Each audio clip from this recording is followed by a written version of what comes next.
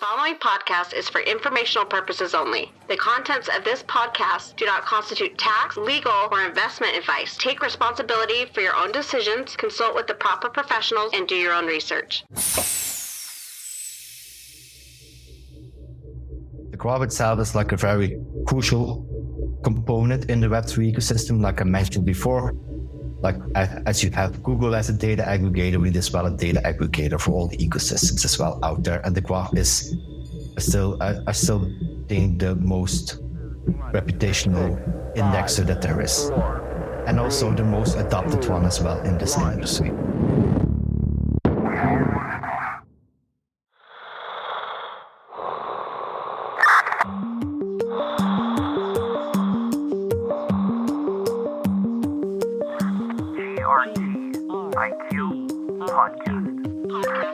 We're like astronauts, floating in the space of time, lost between the past and the future. Welcome to the GRTiQ podcast and the first episode of 2024. Today I'm speaking with Maarten Henskens, head at the Astar Foundation, Japan's leading blockchain with support for EVM, Substrate, WebAssembly, and Ink environments to provide a scalable, cross-layer, and cross-machine protocol. As you may have already heard, Astar has used the Graph's new chain integration process to pursue support on the network, and news of full support on the Graph is expected anytime. Astar will be the second chain following Optimism to be added to the Graph via the new chain integration process, and many more are coming. During this interview, Maarten will share his personal journey into Web3, beginning with his career in primary education. Then we talk about his passion for biking and wine, and his lifelong commitment to learning. And then Maarten will introduce us to the Astar network and community, what makes Astar different, and the backstory for why Astar thought it was important to get support for their chain on the Graph network. As always, we start the discussion talking about Maarten's educational background. My educational background, it all started when I went for the education of becoming a computer scientist. And to be honest, I didn't quite finish that part, but I got a great opportunity for working at one of the biggest Belgian telecom company. It's called Telenet. I worked there for 6 years. So getting this job made me quit school a little bit earlier to finish my computer science.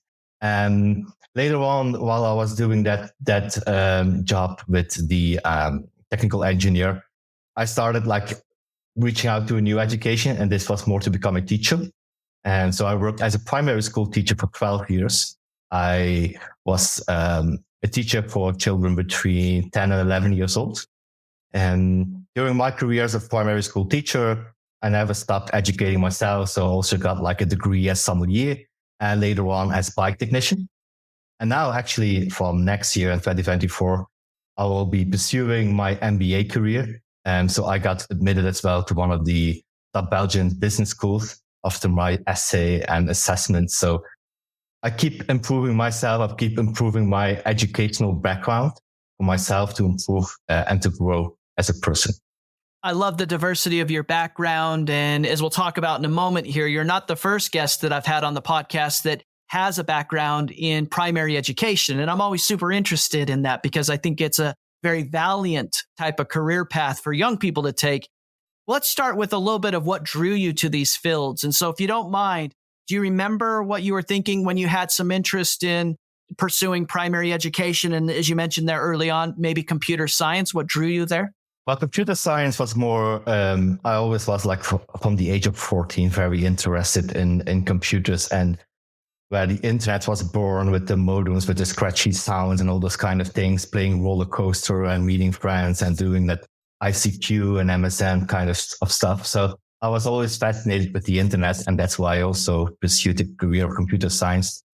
But for primary school teacher, this is, I'd say, a very personal story in the fact that when I was 19 years old, my sister got an unwanted pregnancy. The father left, and she is a couple of years older than me at the time, and she didn't want to move back home. So it was some kind of struggle. So I decided to just leave my parents' house and move with my sister together and help her during her pregnancy as well, helped her with her first child, also am godfather of that child. And while being there, raising together my sister, my godfather child, like for 2 years, then I moved to the other side of Belgium.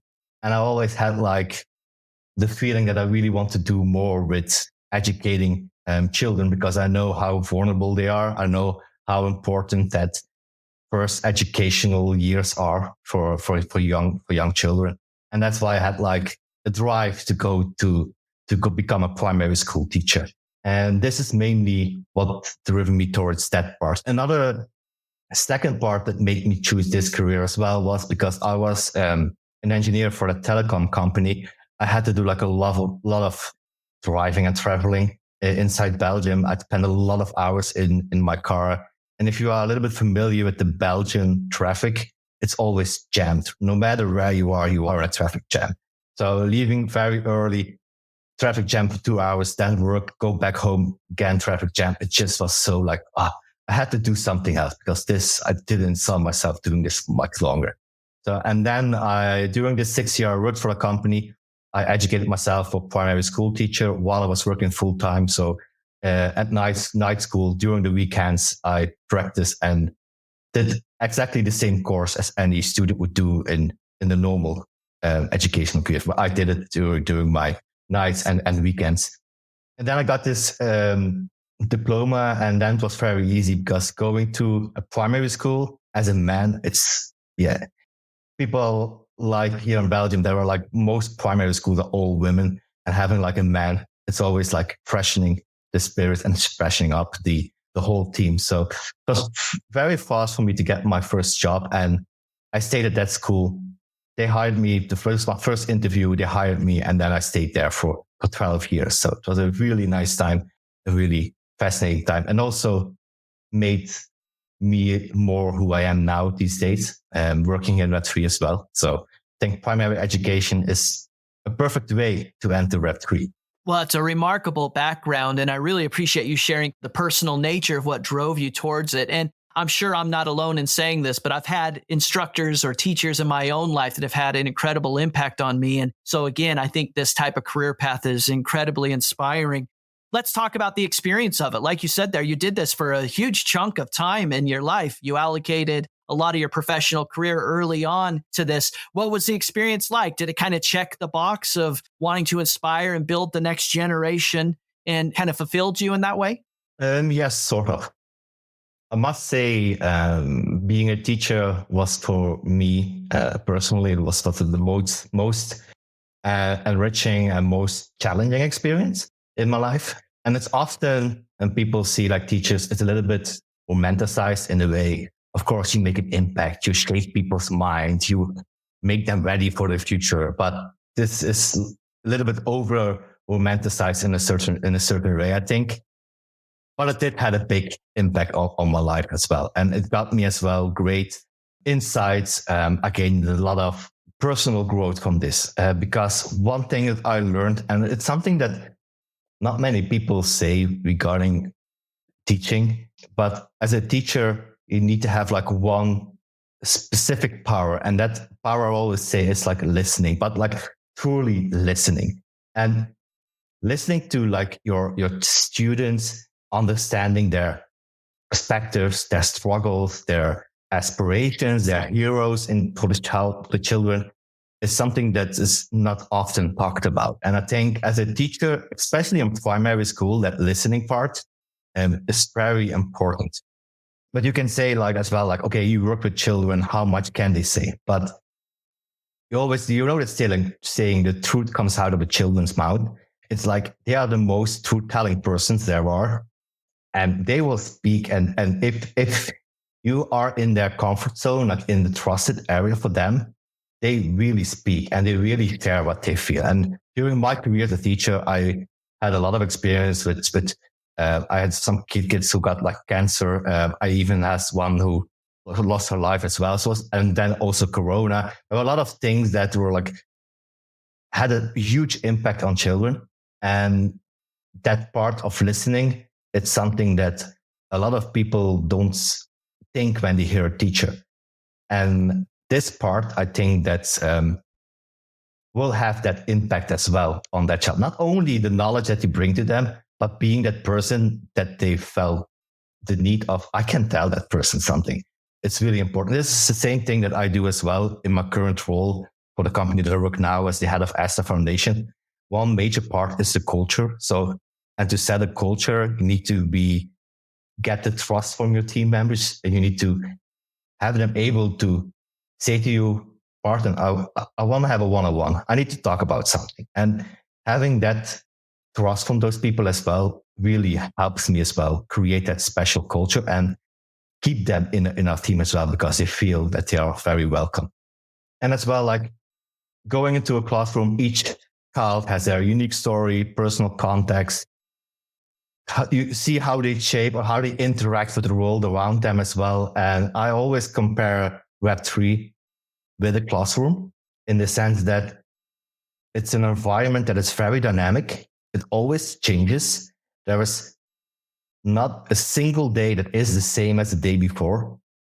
It's also constantly evolving with introducing new technologies in the sense of teaching skills or bringing something to a child, but also bringing the technology to them, like working with a computer or those kind of things, always very fascinating. And not only that, but also society changes as well. Like you see as well, more diversity in classrooms, and all those kind of things makes teaching so great because you are there on the front line where everything is happening. And I see this similar with Web3 and crypto.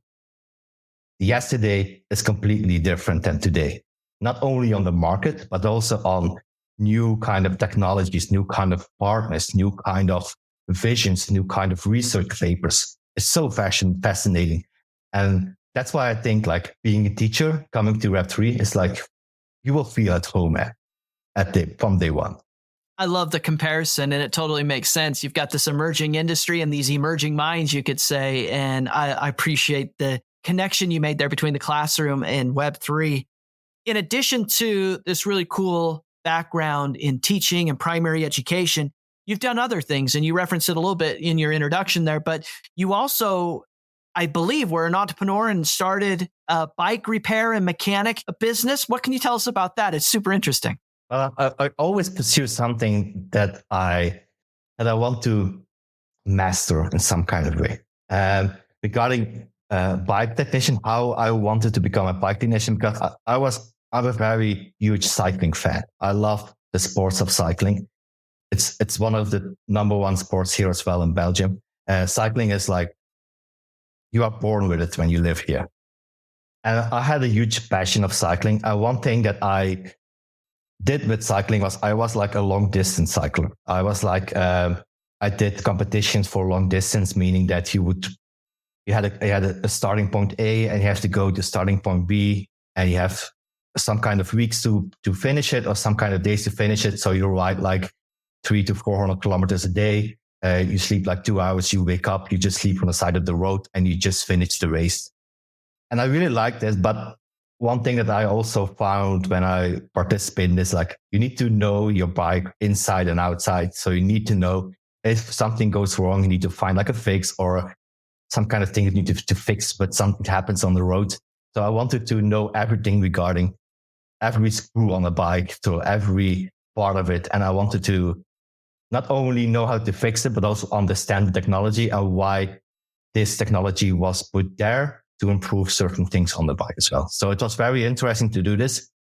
It was something that I mastered. I got my degree, and then I also was like, okay, now I have this. What should I do now? Just for myself. So I was like, let's share this as well. So I started like a pop-up store in some kind of factory in Belgium, where I did like repairs for everybody who lives in the neighborhood. Then I moved to another place here in my city. I got like a shop. I started my business. And after a couple of years, I got bored of doing this. It was too much work. So let me say like this, too much.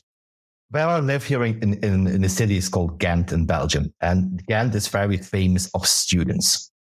We have a culture of bikes and riding everywhere with a bike. Students, they don't have money. So they use crappy bikes with a lot of, they just go from A to B, but it's like, it doesn't work always. So they come to the bike shop, need to explain well, those are the costs. And then you're like, oh, but I'm such a student, I can't fix it. So you can't make like a real proper living out of this as well. So I got too much work there. And that's when I decided to stop. It was also later on, I'm a person that needs to keep having my passion or needs to keep challenging myself. And at one point it stopped challenging myself.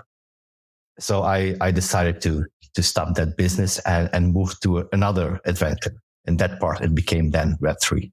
Well, there was a stop along the way, however. And again, you mentioned this during your introduction, but at some point in being a teacher, having this bike shop and pursuing all this educational pursuits of your own, you become interested in wine. And what's the backstory there? What sparked your interest in wine and what did you do with it?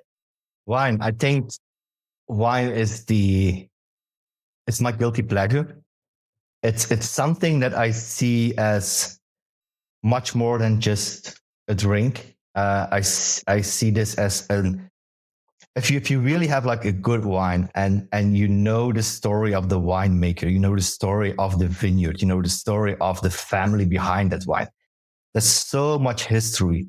And the moment I love stories, and I always got sold by a story. A wine with a good story tastes 1,000 times better than a very expensive wine with no story.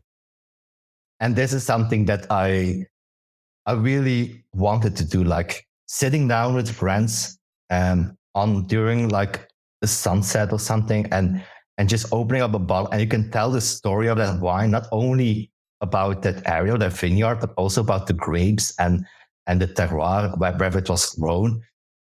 It's really something that people will listen to and really enjoy. And then they taste the wine, and then the evening is 1,000 times better because you share something that people love, and people love stories. And I think wine is something that you can really tell with a story. And also wine is just so complex and also has so many unknown things. And like I said, I can compare everything with Web3, but wine is also something that you can compare with Web3. But I will not go into too much into that comparison. But my passion for wine is more from a personal interest. It's also more about my personal hobby as well, with enjoying it with friends. It's not something that I did for another business or something. It was just for myself. For listeners that are interested or also enjoy wine, what's your recommendation? Do you know any specific wines or any recommendations that every listener should try if they like this type of thing? Well, it depends what you want to do. If you want to buy like a wine in any supermarket, you just need to find out which kind of grape you like and just go with that single grape and not go with like a multi-cepage with different kinds of grapes. Just know what's your favorite one and just stick with that. But if you really have the chance to travel, I would say go to Italy, go to Tuscany, go to the areas from the fine Italian wines, the best wines there are in the world from my personal view. We also have good ones in Oregon, I can say, also very fine wines in the US as well. But my personal preference goes to Italy because I'm in love with the country, I'm in love with the wine, with the food. And I think Italian food with Italian wine, I think nothing can be better. The GRTiQ podcast is made possible by a generous grant from the Graph Foundation.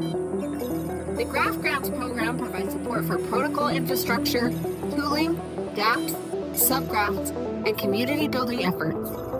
Learn more at thegraph.foundation. That's thegraph.foundation.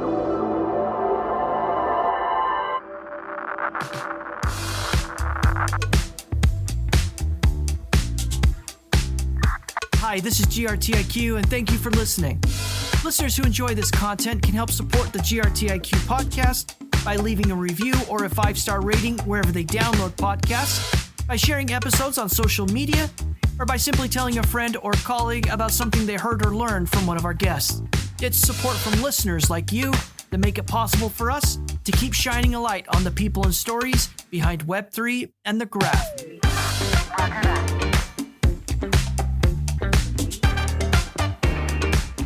So Maarten, it's now time to talk about, as you referenced a couple times, your entry into Web3 and why, given all your varied interests, Web3 caught your attention. So take us back in time. Do you remember when you first became aware of crypto and what your first impressions were? Yeah, my first time in crypto was back in 2013. This was more in the Bitcoin scene. This is where I first bought my first Bitcoin.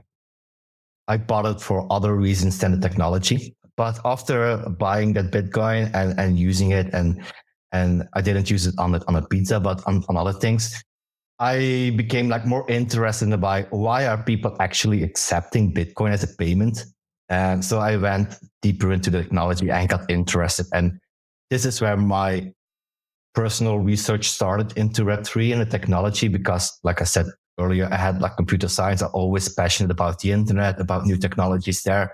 So I started looking into that. But it was something that was like, okay, I really need to go very deep into it. It was more like personal interest, understanding it, and that's where it actually stopped. Then in late 2016, 2017, when like Ethereum got like more traction, Bitcoin got more traction, Ethereum was launched, and you got this ICO hype coming up slowly. This is where I got more and more interested in the Web3 part, in the crypto native side of the blockchain technology. And then it was more regarding trading, understanding, seeing, researching projects, investing in projects, joining ICOs and those kind of things, joining communities and so on and so on. Yeah, that was like my first entry point into Web3. Well, eventually this leads to going full time into Web3. And I think your first foray into the space was with SOMA. You spent 3 years there. What was that transition like for you? Did you feel like you were taking some career risk by starting this new thing in this emerging industry? And what can you tell us about SOMA? Started going into SOMA like gradually, like in the sense that first I joined that community. I first started ICO. I joined that community. I got interested in what they were doing. So I educated myself about the technology that they were building. So they were building provenance cracking with NFTs back then as well, like making sure that you have that, know the history of the product, and lottery is something that fits that very well. So I started researching that. I became very driven into the community, very active by answering questions and so on. And this goes hand in hand with my teacher career as well, like educating, make something difficult understandable for everyone. And then I got like more and more engaged there. I got like first the position of community lead and help them out as community. Later on, I joined the team as one of the BizDev members, and I was there to sell their product to luxury brands. Later on, I became more and more active, and then I became as well the BizDev lead. And then later on, in the final last 6 months, I became the CMO as well. And this is how I wove myself into that role. It was gradually, so it wasn't like really going like taking like a leap of faith here and just jumping into it. My career at Astar was like more of this, but this was more like gradually. And I still worked as a teacher, but not like full time anymore, just part time. And in my next part time, I was like working for SOMA and just following the blockchain industry in this whole. So I want to ask you just a couple of follow-up questions. So the first one is this template that you've sort of described as it relates to your own life, having a full-time career and being on a professional track outside of Web3, finding a project that interests you and just kind of getting involved as a side hustle, if you will, in the community. This seems to be the story of Web3. Do you see it the same, especially now that you're working with Astar and you probably have the vantage point of seeing other people step in and try to be part of a community? I just think a lot of people don't see where the entry point is to really start working into Web3. Like, where should I start? I think it all starts by being committed and engaged. I think that's enough.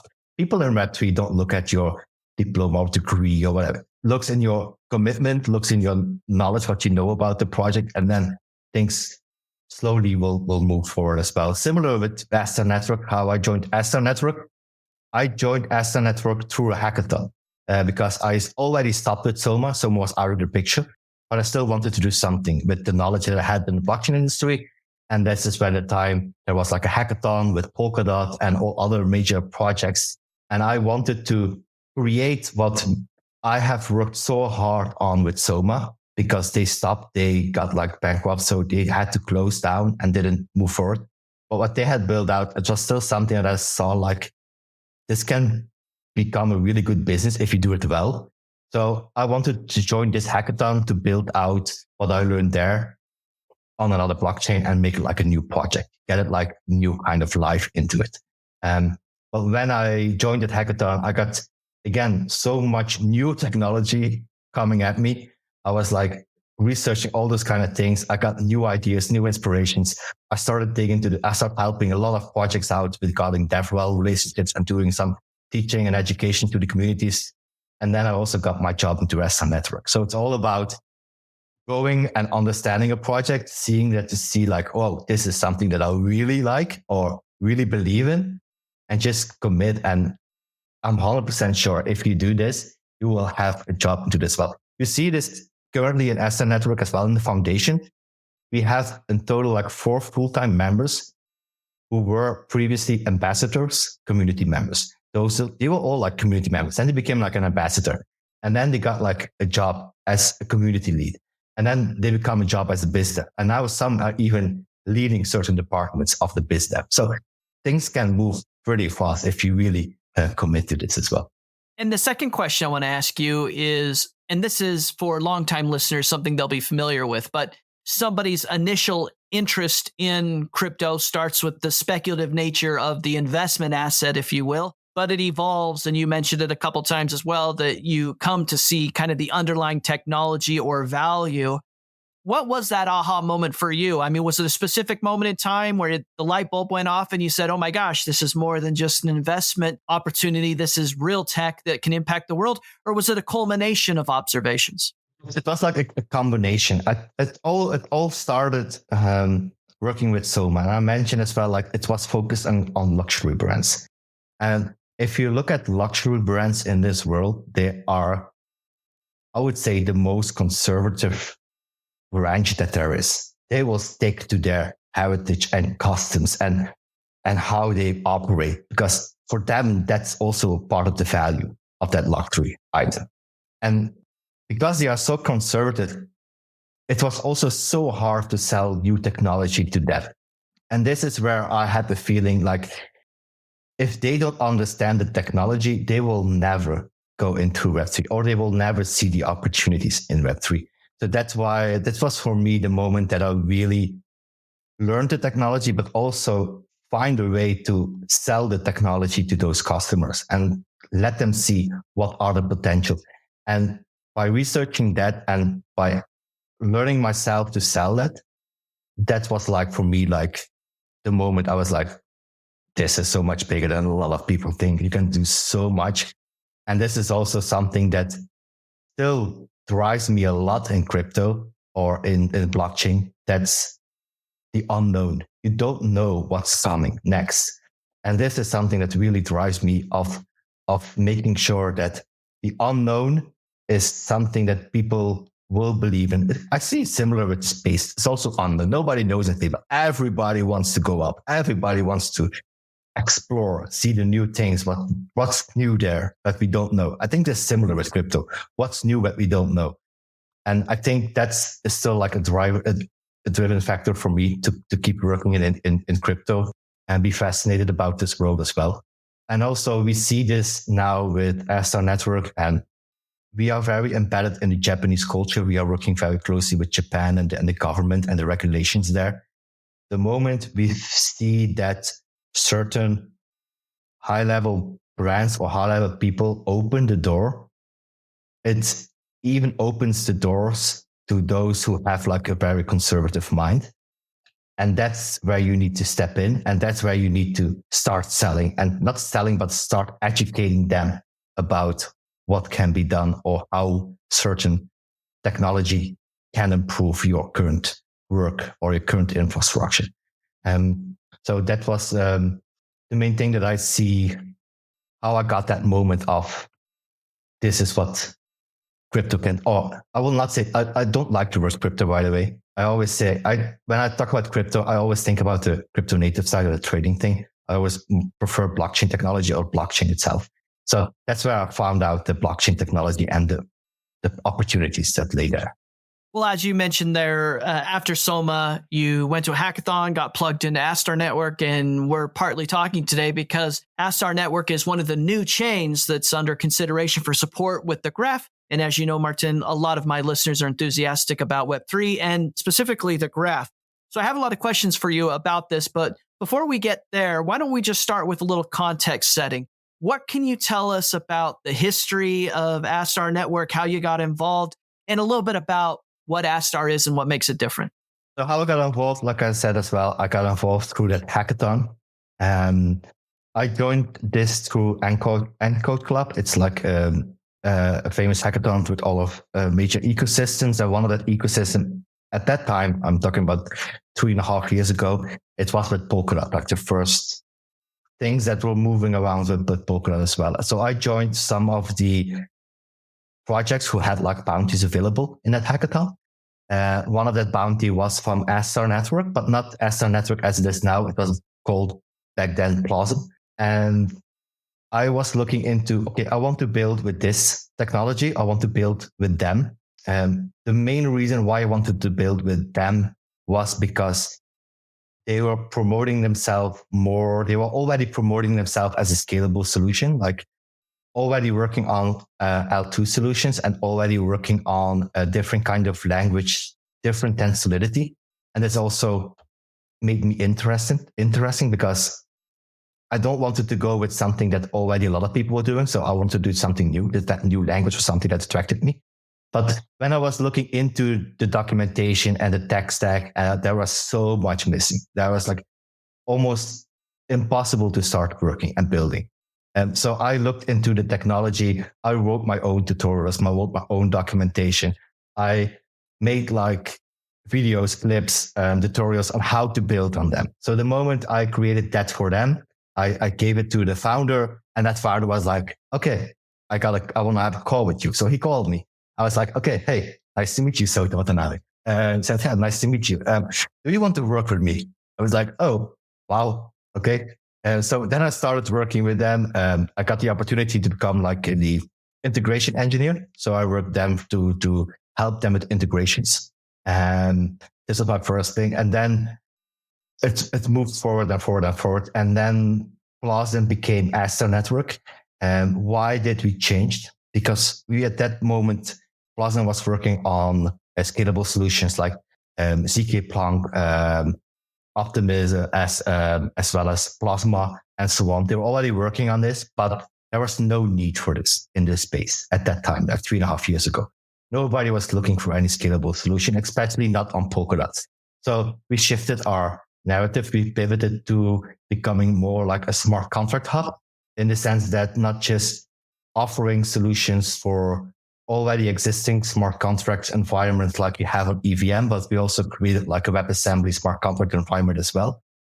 At the same time, we created like a multi-virtual machine environment, meaning that you have one chain, one ecosystem where you can have multiple types of smart contracts and different kinds of languages, and making it possible to have those different kinds of smart contracts also interoperable and being compatible with each other.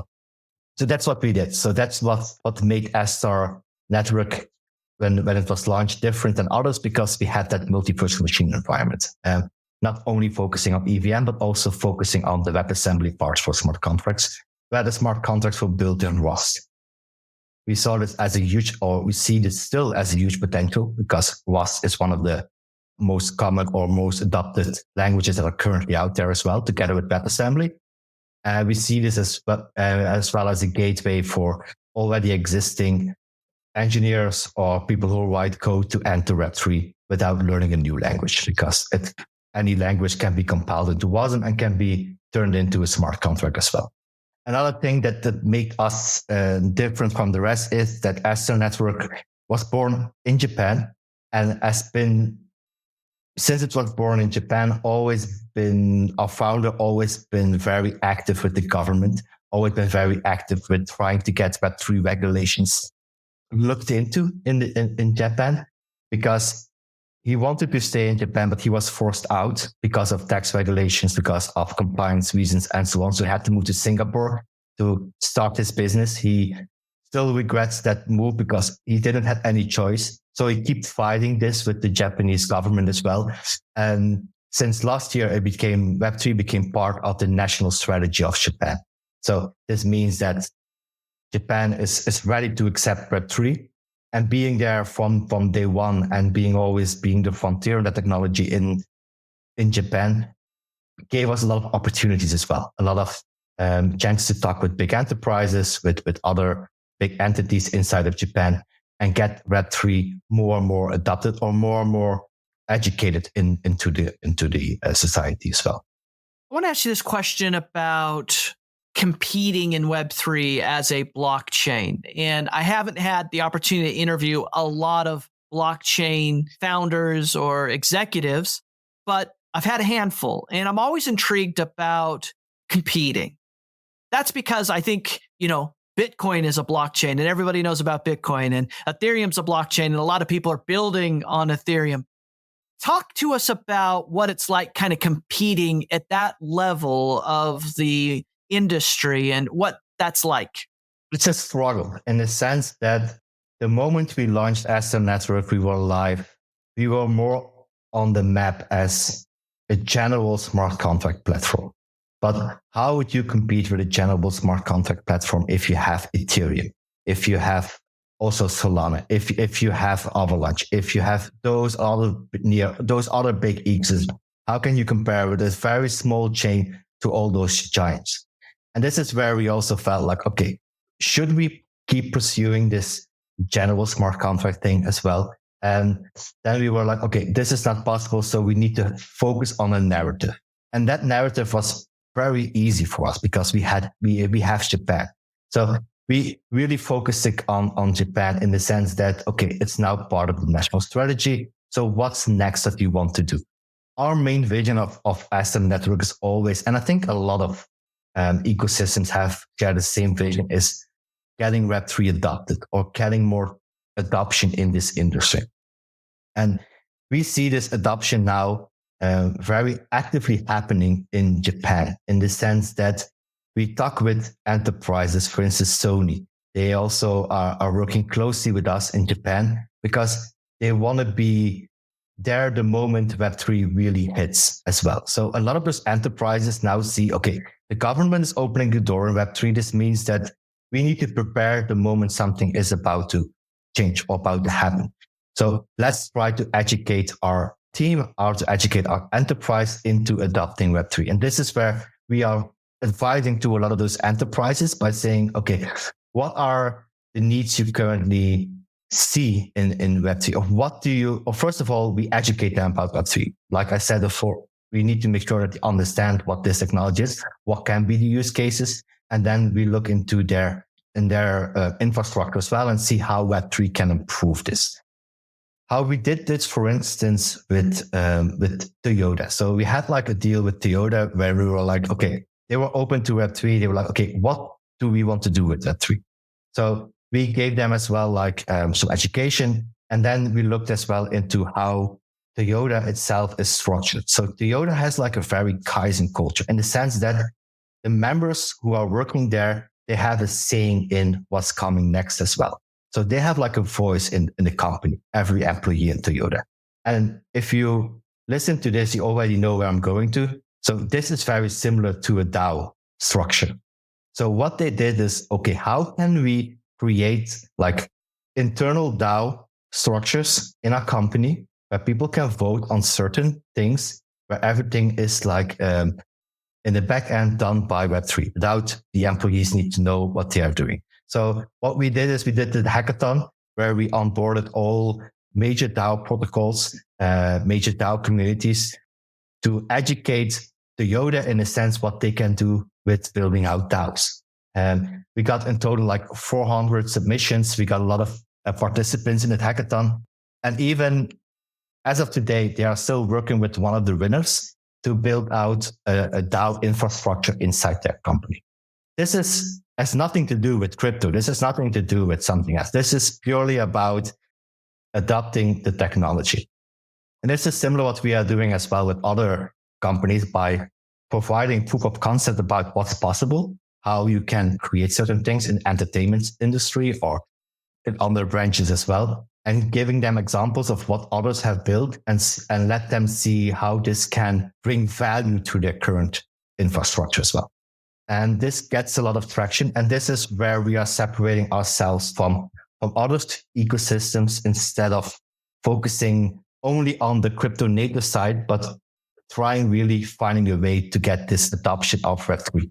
And how we are doing this as well at this stage or in the next phases from next year, 2024, is that we are now working with enterprises and brands who already have like a large user base and they already are using the product. And now we are looking away from how can you have like more interaction with your users, or how can this technology of Web3 improve certain things for you to get like more attention, get like a better kind of infrastructure or a better kind of broader spectrum of what you have now. And this is something that we are focused. A lot of people, a lot of projects, most of them, they are mainly focusing on the crypto native, on getting as much crypto native users into their ecosystem to get the transactions, to get the TVL, to get a lot of things, to get a lot of assets into their ecosystem. We see it on another way, on the sense that we are also focusing on the crypto native, but the major part is we want to onboard them who are not yet in Web3 into Web3 without knowing them that they are in Web3 to start this adoption happening. And this is something that we see us different because shows having a different kind of narrative and also the luxury of being one of the frontiers in a very important geographic place as Japan. Hey, this is Maarten Henskens with Astar Network. If my conversation with GRTiQ podcast has been helpful to you, then please consider supporting future episodes by becoming a subscriber. Visit grtiq.com/podcast for more information. That's grtiq.com/podcast. GRTiQ podcast. Thanks for listening. Roger that.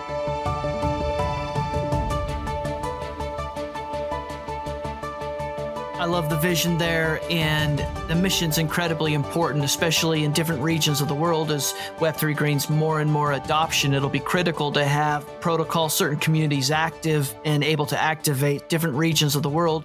I do want to ask you this question about what you've learned about the industry by virtue of your work at Astar. And I kind of want to know the answer here because, you mentioned in 2013, you became interested in Bitcoin. Then you went to work within the SOMA community, ended up going full time into Web3, and now you've landed at Astar. What have you learned by virtue of your work at Astar Network about the industry that you hadn't known to this point? So it's maybe funny when I told you regarding the luxury industry becoming very conservative. I sometimes as well feel that crypto or the blockchain industry or the crypto industry is also somehow becoming conservative in the way of it's improving, but in the way of becoming that isolated place and doing everything isolated in a sense. We see now a lot of changes, and this is something that really learned a lot from are we still in a bear market? I don't know, but in this bear market, let me still say bear market. This is not the bear market that was like 4 years ago. This is a completely different bear market. And I know people who came into this crypto space in this bear market. They don't see this. But in the last bear market, it was really quiet. Nothing was like really happening. I could work for a day with nothing new coming up. Now in this bear market, for me, it feels like working in a bull market, well, the last bull market, because so many things are still moving, so many interests that people don't see, so many new technology projects, innovation, enterprise getting more adopted, enterprises building out their Web3 branches just to be there the moment they are there or they need to be there. All those kind of things like are happening now. And this is something that I see now is in the beginning of this bear market, or during the last bull market, we were isolated. Everyone was conservative about their ecosystem. Now in this bear market, everybody is like, okay, we can't do this alone. This is not possible anymore. We can't say we are the best, or we have the best, or we are the best blockchain, or we have the best users. No, you need to find a way of having that interoperability and that working together. And this is something that we now see by building out our L2 with Astar EVM. We are doing this as well together with Polygon Labs. While we have our own L1 that's built with Substrate, it's different, but we are utilizing or using each other's strengths and trying to find a better way for this adoption to come in. When we talk with enterprises and they say like, oh, they have an idea or a project, a big brand, and they need to say, we want to tap into that crypto native scene. We want to tap into that community. We can't do this on our L1 on Polkadot. They want to have this with the Ethereum communities, because there's where the oldest, those big artists are, and those communities are active and so on. So they want to tap into that thing. And this is where we found out, okay, just having an isolated chain that we had in the beginning with the L1 on Polkadot, this will not really work. We need to expand our tech stack by offering the choices. And it's not about being the best, but it's about who you are talking with, and they see the value in you. So they will build on top of you, and they will use the Polygon liquidity, or they will use the Polygon community, or the Ethereum community, or they will use cross-chain execution of smart contracts with Solana. I don't know what's possible, but everything can be done. And this is where we need to go with, where the project is building on top of you, but the users can use the whole blockchain industry without even knowing, but connecting everything together. And this will also be one of the powers that I think the graph is in this frontier line as well, by thinking about this, by knowing that Google is the dominant chain for getting all the data available on the internet. We need to have something that has all the information available in all the ecosystems as well for the data. So we need projects, or we need toolings that can aggregate all that data and can provide us, so we can offer the best solutions or build out this new innovation. And this is where, for us, the graph is one of the essential parts of building out this tech stack with us. I want to ask you a couple follow-up questions about the graph, but maybe before we get there, just a few questions about Astar community and Astar Foundation. You mentioned Astar Foundation previously, and I think we're getting a little bit of a sense here of what the community must be like. But for listeners that are more interested, talk to us about what Astar Foundation is, what you're working on, and what can you tell us about the community? So the main purpose of Astar Foundation is the maintenance of our networks, is regarding making sure that we have all the integrations available, or talking with the major partners to have the integrations there for our builders, making sure that we have the toolings available for everything that needs to or can be built on Web3. And we also are in control of all our assets and making sure that the tokenomics is well maintained. Everything is like in order to make sure that there is like a solid and a secured a blockchain available for everyone. This is what the foundation is focusing on, and the community side as well. And we also have other entity. The other entity is called Starter Labs. They are focusing on enterprise solutions, building out products, proof of concepts, working more the infrastructure layer, providing those kind of things. It's more like an advisory tooling, Web3 cloud services that another entity of our group is doing. And then the foundation is more focusing on the blockchain or our chain itself, as well the community.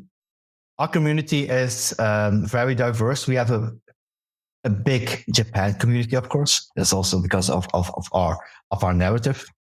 And we have a great passion of community in the sense that they are very loyal, not only to the technology that we are building, but also very loyal to what we are doing in the next step, because they know that they also have like a voice. And this is something very important. Like I said as well, as being a teacher, I think something that is very needed is that listening part. And in Web3, we see that in the feedback part. Like if we have like a new feature or something new, we always have like bounties available for community to test it, give feedback, make it better, improve it. What's missing? How do we see? Because we are working on this like day in, day night. So we only look at the code. We don't see the bigger picture. And that's where the community comes in. They see the bigger picture. They see everything working together. And this is very important for Web3, the UI UX part. You as a builder, you know where to click. You know what to do next. But if you are a new user, you will not know. So you need to understand this new feature that is coming or this new product that we are building out. You need to know what you're going to do without asking questions. And this is very important for us, this feedback from community and getting the community involved. We do like regular community calls. And besides of the community, we also have a very active ambassador community. We meet them every 3 weeks. We have like a big Zoom call where I'm there, the founder is there. We have our CTO there. We present them new features. We tell them we would like to bring this out. Can you guys test this out? Can you guys see what's missing? They already shared like, they do it like really nice. We got like a UI DAO who like goes through everything. They give huge feedback to our front-end engineers and UI team. They improve this. With this improvement, we go to the community. They can still test this out on our testnet. They share again feedback. And then we say, this is ready for mainnet or this is ready to go as a proof of concept to a product that we are building or through an enterprise proof of concept as well. So they are there to support us for the whole road as well. And this ambassador community is also very loyal. They help us a lot. They organize our local community events all over the world.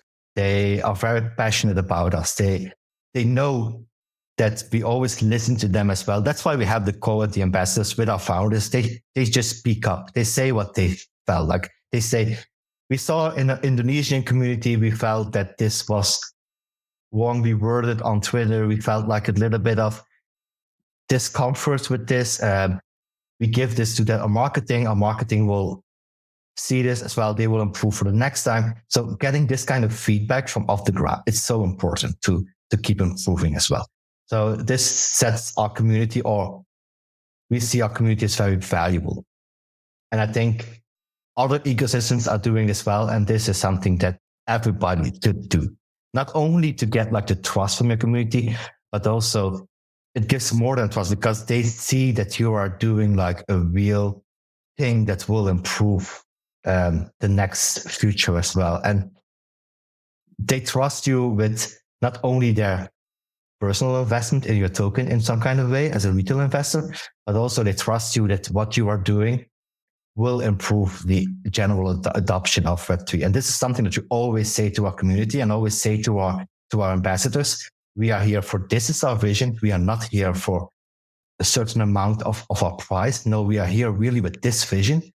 And every step that we take, even though it's something that you would say, I don't believe this will work.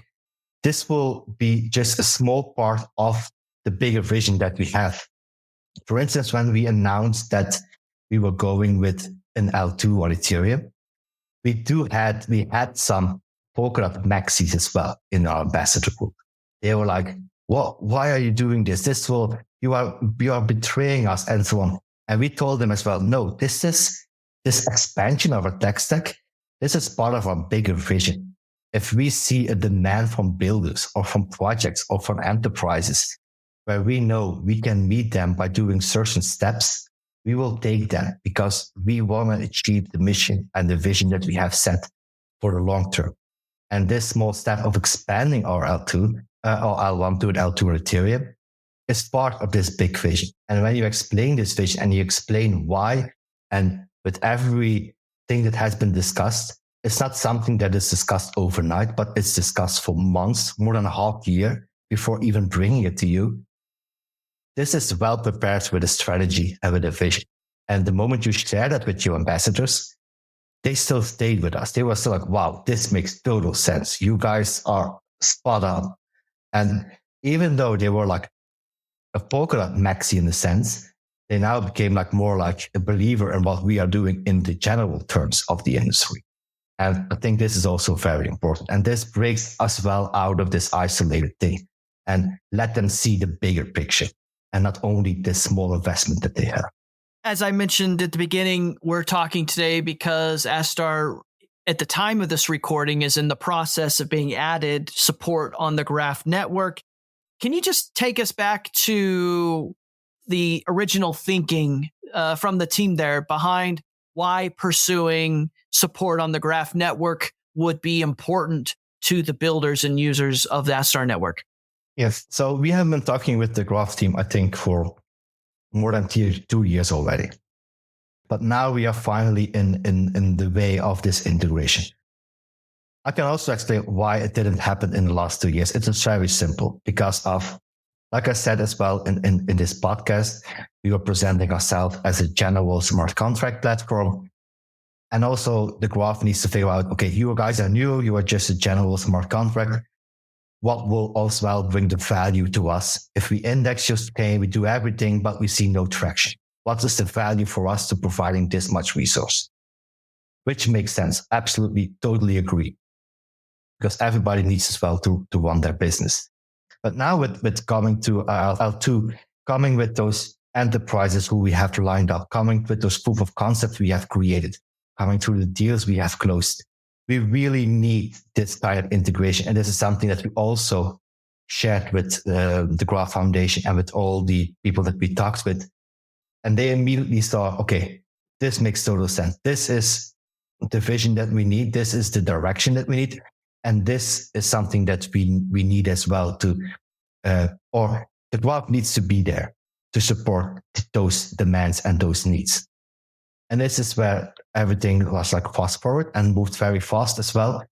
And this is where the Graph became now more of an integration that will be coming up to our mainnet on our ZK EVM. Like the Graph itself is like a very crucial component in the Web3 ecosystem, like I mentioned before. Like as you have Google as a data aggregator, we need as well a data aggregator for all the ecosystems as well out there. And the Graph is still, I still think, the most reputational indexer that there is.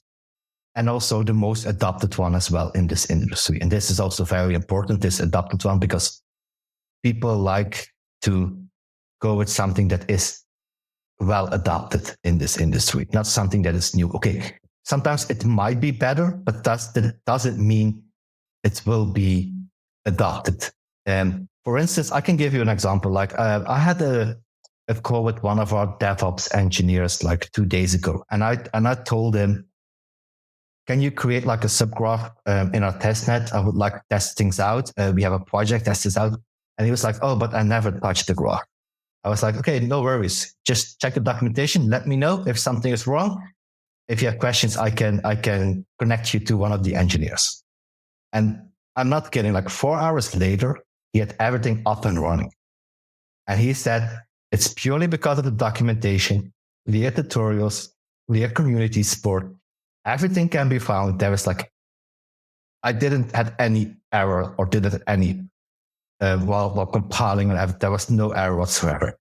So this already proves that it's adopted or it's there for the adoption, because engineers doesn't need to ask questions. It works from the moment you start going through the tutorial or going through the step-by-step guide. And that's what it should be. And this is something that we also try to do as well with our documentation, with what we are building as well. And this is something that we see as well, like when we are talking with new people who are coming into Web3 and having partners like the Graph, where we know that when they check it out, they know what to do without asking support of us or for us giving somebody assigning to them to get things figured out. And we have seen this a lot in the past as well, even with us, like come build with us and then they start building with us. But it took us like more than a week just supporting them with the dev to get things built out. This is not how it should be, because this is not how you get this adoption that we want. So having partners like the Graph is like a crucial component for us. It's a crucial component for the next applications that are coming, is a crucial component for the next innovation that is coming as well. And with the graph, always following the latest trends and the latest innovation as well, to be there the moment it's needed, just gives us so much trust in this collaboration and partnership as well. Maarten, for any listeners that want to learn more about Astar Network and Astar Foundation, what are the best places to go to and kind of dig into that community and get engaged? Yeah, the best thing to go is just to our website, astar.network. We have an explanation of our tech stack, how it looks like. We also have like a very great blog session that is focusing on education, is focusing on trends in Web3 in Japan. If you're interested in this, we put like regular posts out there. We do as well. We start now as well with the Korean trends because we are also very active in Korea. We have all the links there to our socials. We always share the latest news as well on our Twitter or X. We have a link to our Discord. You can always join our community. We are always open to welcome any new community member. Even if you are interested in even becoming an ambassador, there's also a way of how to become this one and be part of this unique group of passionate people, not only for Astar, but passionate people about the blockchain technology and passionate about the adoption of Web3 and bringing all those millions of people into this space. So that's the best place for users to go. Maarten, I'll put some links in the show notes. So for any listeners that want a easy source for all this information, please visit the show notes. I only have one final question for you before I ask you the GRTiQ 10. And this question is a circle back a little bit to you and your story. You've been a teacher, you've been a bike mechanic, you've been interested in wine and build expertise in wine, and now you're working in Web3. As you look back at your diverse background, your educational pursuits, your professional pursuits, do you use all of that knowledge and expertise you gained in the work that you're using in Web3? And if so, like how? I would say absolutely. I think every part of what I did in the past made me as I am now today. I'm always challenging myself. I always have a goal that I want to achieve. I always go for that goal. And I think more and more people should just believe in their capabilities of achieving something. I think find the right person who can push you and be there with you and support you whatever you do. And I think a lot of things can come through, and a lot of things can make your goal in life achievable. And I think people should just follow more, and not just follow more like what they want to do, but more like challenge yourself. And it's something that I always do to myself. Like I challenge myself to do things. Like I'm now head of the foundation, but I still feel for myself, I still lack business expertise. I did a lot of things in the past to get my business as a certain point, but I still feel I miss certain things. So that's why now I challenge myself to just try to get admitted for an MBA and try to achieve this, which I now achieved. And now a new challenge starts by getting this expertise from experts and getting this expertise from people who has been in the business scene for so many years, and how I want to learn from them, and I want to adopt this and improve or adjust it towards Web3 space and try to improve myself, my personal growth. I think this is something that more and more people should do, and challenge themselves and trying to grow yourself as a person more. Well, Maarten, now we've reached a point in the podcast where I'm going to ask you the GRTiQ 10, and these are fun. These are 10 questions I ask each guest of the podcast every week. It's just another opportunity to get to know the guest a little bit more, to see the human side of Web3, if you will. But I also ask them in hopes that listeners can learn something new, try something different, or achieve more in their own life. So, Maarten, are you ready for the GRTiQ 10? Yes, please. The GRTiQ 10. 10 questions for astronauts floating in space.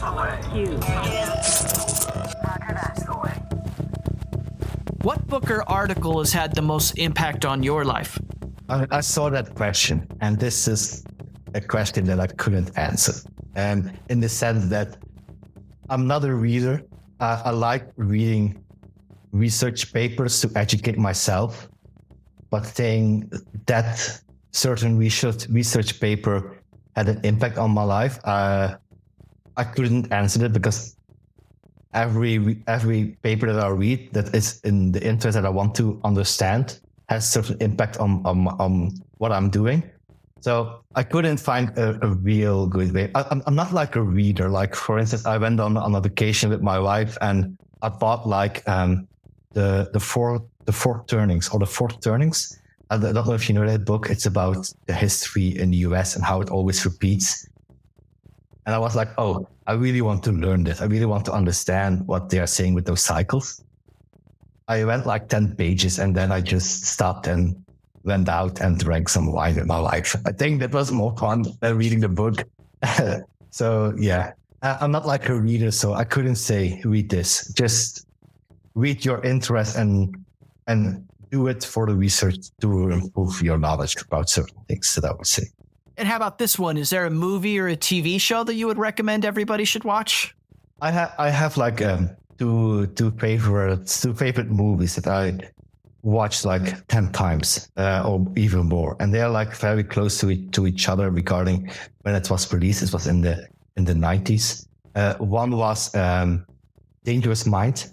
It's of course regarding teaching and being there in that classroom, like I said, with like diversity.